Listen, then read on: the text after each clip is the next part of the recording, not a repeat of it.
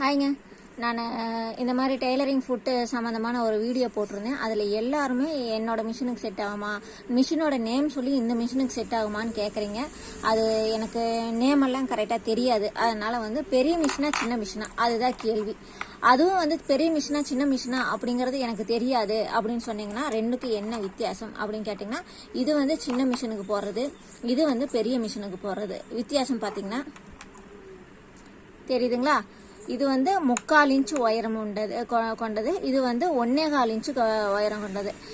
இந்த மிஷினோட இதுக்கும் பக்கத்தில் நிற்க வச்சு பார்த்தோம்னா வேர் ஆர் யூ அப்படின்னு தேடுற மாதிரி இருக்கும். அந்த டிஃப்ரெண்ட் தான். உங்களோட பழைய மிஷின், நார்மல் மிஷினோட ஃபுட்டை எடுத்து செக் பண்ணி பாருங்கள். இந்த மாதிரி 3/4 இன்ச்சு இருந்தால் அது சின்ன மிஷினுக்கு கொண்டது, இந்த மாதிரி 1.25 இன்ச்சு இருந்தால் அது பெரிய மிஷினுக்கு கொண்டது. ஓகேங்களா?